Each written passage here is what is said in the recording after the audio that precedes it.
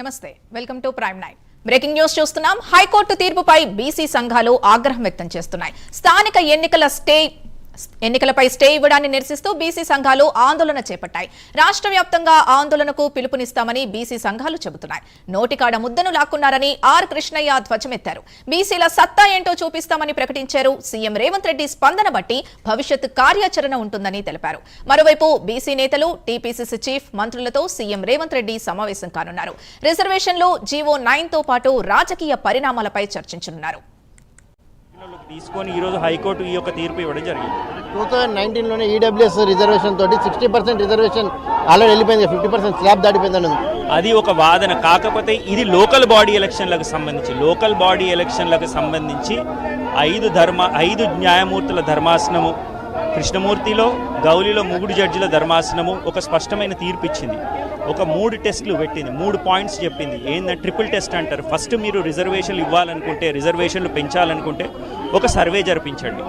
2 ఒక 1 man commission appoint చేయండి. ఈ 2 కూడా ఈ ప్రభుత్వం చేసింది. కానీ ఏది ఏమైనప్పటికీ బీసీ, ఎస్సీ, ఎస్టీ యొక్క రిజర్వేషన్లు 50% కంటే ఎక్కువ వెళ్ళకూడదని చెప్పేసి స్పష్టమైన ఆదేశాలు ఉన్నాయి. కాబట్టి ఆ ఆదేశాల పరిగణలో తీసుకొని ఈరోజు హైకోర్టు ఉత్తర్వులు జారీ చేయడం జరిగింది. కానీ ఈ కారణాల పాటుతో మరి హైకోర్టు ఏ కారణాల స్టే ఇచ్చిందో వేచి చూడాలి. ఒక డీటెయిల్డ్ ఆర్డర్ ఈ రోజు కానీ రేపు కానీ అప్లోడ్ అవుతుంది. శాసనసభకు కూడా హక్కు ఉంటుంది కదా, చట్టాలు చేసుకునే హక్కు ఉంటుంది. దాన్ని సవరణ చేసిన చట్టాన్ని గవర్నర్ దగ్గర పెడితే పెండింగ్లో ఉండిపోతుంది కదా, అప్పుడు ఏం చేయాలి గవర్నమెంట్? శాసనసభకి చట్టాలు చేసే హక్కు ఉంది. కానీ శాసనసభకి చట్టాలు ఎప్పుడైతే చేస్తుందో ప్రజాస్వామ్యంలో వాళ్ళకి చట్టాలు చేసే హక్కు ఉంది. కానీ సుప్రీంకోర్టు ఒక సెటిల్డ్ లా ఉంది కాబట్టి దాన్ని కూడా పరిగణలోకి తీసుకోవాల్సిన అవసరం ఉంది. సార్, సీఎం బీసీలను మోసం చేశారని వాళ్ళు అంటున్నారు.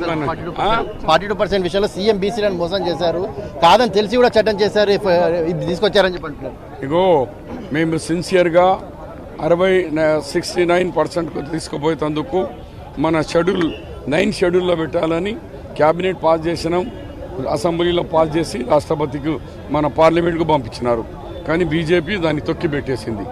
మళ్ళా అగైన్ యాక్ట్ మన ఉన్న పంచాయతీరాజ్ యాక్ట్ 2018 రీప్లేస్ చేసి 25th యాక్ట్ 2025 యాక్ట్కు తీసుకొచ్చేందుకు మళ్ళీ క్యాబినెట్ అండ్ అసెంబ్లీ పాస్ చేసి గవర్నర్కి పంపించింది.